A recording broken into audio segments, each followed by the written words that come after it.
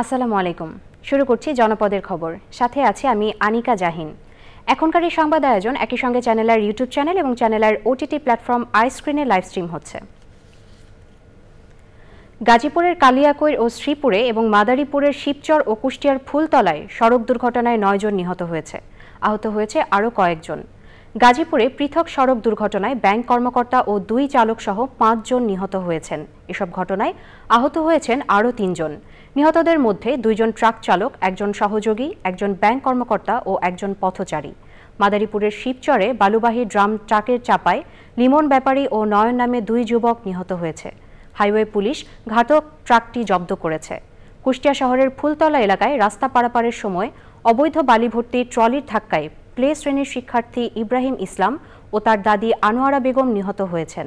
সকাল 8:30টার দিকে শহরের ফুলতলা এলাকায় প্রতিটি বিদ্যালয়ের সামনে এই দুর্ঘটনা ঘটে। পরে কুষ্টিয়া ঝিনাইদহ মহাসড়ক অবরোধ করে বিক্ষোভ করে শিক্ষার্থীদের অভিভাবক ও এলাকাবাসী। এ সময় বালি ভর্তি ট্রলিতে অগ্নিসংযোগ করে স্থানীয়রা।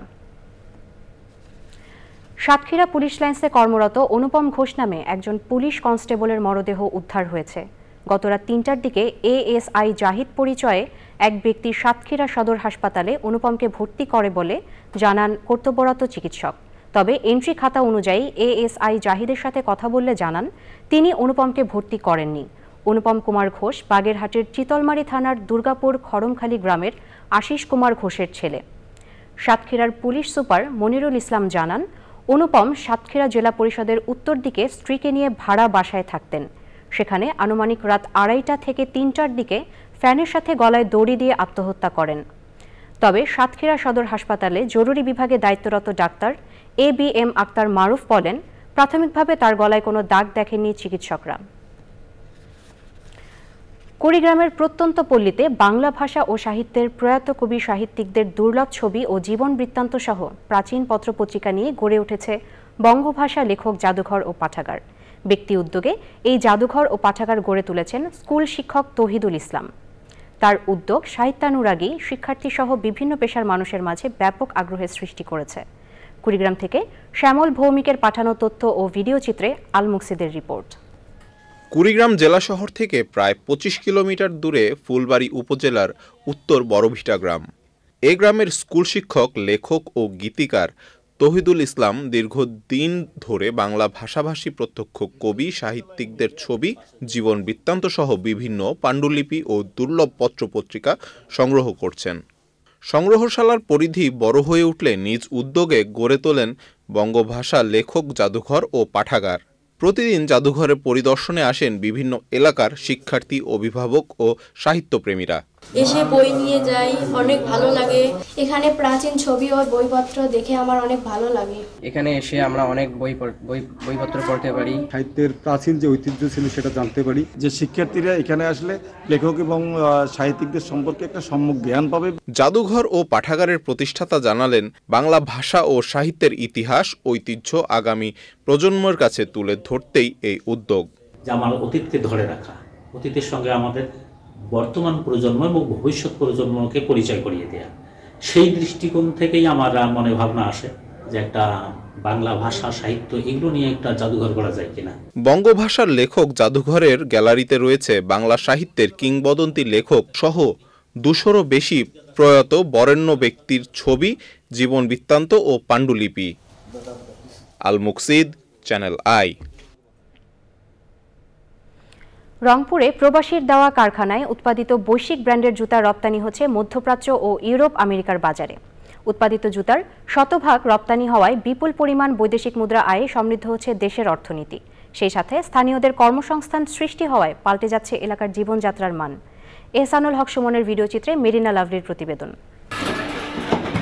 মেশিনের শব্দ আর শ্রমিকদের কাজে মুখরিত রংপুরের তারাগঞ্জ উপজেলার ঘনিরামপুরের ব্লিং লেদার প্রোডাক্টস লিমিটেড কারখানা। 5.5 একর জমির উপর প্রতিষ্ঠিত এই জুতা কারখানার 2টি ইউনিটে কাজ করছে প্রায় 3000 শ্রমিক। এই কারখানায় শ্রমিকদের শতকরা 80%ই নারী। তাদের সুনিপুণ হাতের ছোঁয়ায় তৈরি হচ্ছে বৈশ্বিক ব্র্যান্ডের জুতা। বাসায় বেকার বসে না থেকে এখানে একটা কর্মসংস্থানের সুযোগ হয়েছে। পরিবারও চলতেছে, পড়ালেখাও চলতেছে। পয়সা দিয়ে আমার সংসার চলে, এমনকি আমার বাচ্চা কাচ্চার লেখাপড়া চলে। 2018 সালে 350 প্রশিক্ষিত শ্রমিক দিয়ে সিনথেটিক জুতা উৎপাদনের কারখানাটি চালু হয়। পরের 2 বছর করোনার ধাক্কা সামলিয়ে প্রবাসী মোহাম্মদ হাসানুজ্জামান কারখানাটিকে আবারও উৎপাদনে ফেরান। স্টার্টেড উইথ পোল্যান্ড, তারপরে আমরা টার্কিতে পাঠাই, দুবাইতে, জার্মানিতে গেছে, কানাডা গেছে, এখন আমরা ইউনাইটেড স্টেটসেও পাঠাইবার চেষ্টা করতেছি, বাট মেইন বায়ার আমাদের ইন্ডিয়াতে আছে। ভবিষ্যতে আমরা স্টক মার্কেটে যাব, মার্কেটে গেলে আমরা বাংলাদেশেও কিছু আউটলেট করব। স্থানীয়দের জীবন জীবিকার মান উন্নয়ন এবং বৈদেশিক মুদ্রায় এই কারখানাকে মডেল হিসেবে দেখছেন বিনিয়োগকারীরা। ভাগ্যের উন্নয়নের জন্য এরকম একটা ইন্ডাস্ট্রি খুবই প্রয়োজন ছিল, আর জনগণের কর্মের যে ক্ষেত্র তৈরি হয়েছে। বর্তমানে কারখানাটিতে প্রতিদিন 15,000 জোড়া জুতা উৎপাদন হচ্ছে। জুতা রপ্তানি থেকে কোম্পানিটি বছরে আয় করছে 300 কোটি টাকা। প্রত্যন্ত গ্রামের মাঝে মাথা উঁচু করে দাঁড়িয়ে থাকা এই জুতোর কারখানা উত্তরের হাজারো মানুষের জীবন জীবিকার অবলম্বন। পরিধি বেড়ে এ অঞ্চলের বেকারদের জন্য এটি হয়ে উঠুক আশীর্বাদ, এমনই প্রত্যাশা সচেতনদের। রংপুরের তারাগঞ্জ উপজেলার ঘনিরামপুর গ্রাম থেকে মেরিনা লাভলি, চ্যানেল আই। পটুয়াখালীর মির্জাগঞ্জ উপজেলা কেন্দ্রীয় হরিগুরু গোপাল চাঁদ মতোয়া মন্দিরে অনুষ্ঠিত হয়েছে 2 দিনব্যাপী হরিনাম মহাযজ্ঞ অনুষ্ঠান ও মতোয়া মহাসম্মেলন। উদ্বোধন করেন মাতাশ্রী কানন দেবী সাধু ঠাকুর। প্রধান অতিথি ছিলেন মতোয়া মহাসংঘের সভাপতি মহামাতোয়াচার্য সুব্রত ঠাকুর। প্রধান বক্তা ছিলেন মহাসচিব সাগর সাধু ঠাকুর। ধর্মীয় সঙ্গীত পরিবেশন করেন ছাত্র যুব মতোয়া মহাসংঘের সাংস্কৃতিক সম্পাদক নিতুবালা ও অন্যরা।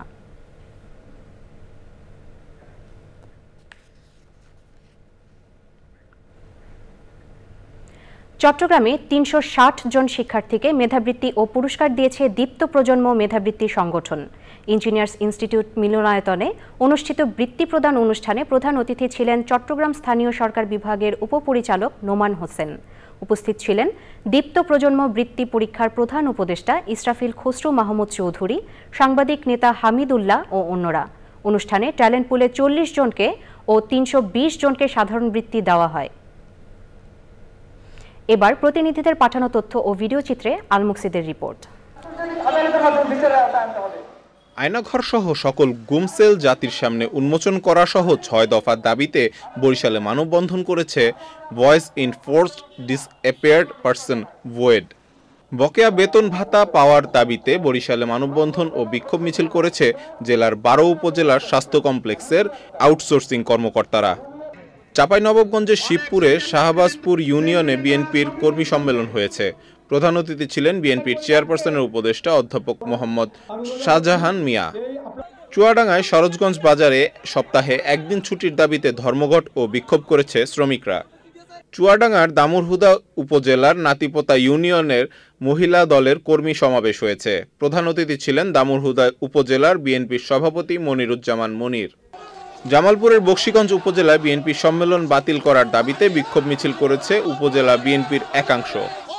ঝালকাঠিতে দীর্ঘ 22 বছর পর জামাতে ইসলামীর জেলা শাখার কর্মী সম্মেলন হয়েছে। প্রধান অতিথি ছিলেন জামায়াতে ইসলামী নায়েবে আমির অধ্যাপক মুজিবুর রহমান। ঝিনাইদহের কালীগঞ্জে বিনামূল্যে স্বাস্থ্য সেবা ক্যাম্প করেছে স্বপ্ন ছোঁয়া সামাজিক উন্নয়ন ফোরাম। সিরাজগঞ্জে বিএনপির চেয়ারপারসন বেগম খালেদা জিয়া ও বৈষম্য বিরোধী ছাত্র আন্দোলনে আহতদের সুস্থতা ও শহীদদের আত্মার মাগফিরাত কামনায় দোয়া মাহফিল হয়েছে। পরে শহীদদের পরিবারকে অর্থ সহায়তা দেয়া হয়। টাঙ্গাইলের বাসাইলে হেল্প অ্যান্ড নলেজের উদ্যোগে 177 জন এতিম শিক্ষার্থীকে শিক্ষা উপকরণ ও ভাতা দেয়া হয়েছে। অনুষ্ঠানে অতিথি ছিলেন কর্নেল শফিকুল আলম সেলিম ও অন্যরা। Rangpur chamber of commerce and industries public school and কলেজের আন্তঃ হাউস বার্ষিক ক্রীড়া প্রতিযোগিতা হয়েছে। মোট 60টি ইভেন্টে প্রতিযোগিতায় অংশগ্রহণ করেন শিক্ষার্থীরা। আল মুকসিদ, চ্যানেল আই। ব্রাহ্মণবাড়িয়ার কসবায় সোনার বাংলা অ্যাডভোকেট সিরাজুল হক উচ্চ বিদ্যালয়ে বার্ষিক ক্রীড়া ও সাংস্কৃতিক প্রতিযোগিতা অনুষ্ঠিত হয়েছে। উপজেলা নির্বাহী অফিসার মোহাম্মদ সামিউল ইসলামের সভাপতিত্বে উদ্বোধন করেন বিএনপি কসবা উপজেলা শাখার তথ্য ও গবেষণা বিষয়ক সম্পাদক এম.এ. সালাম। পরে প্রতিযোগিতায় বিজয়ীদের হাতে পুরস্কার তুলে দেন অতিথিরা।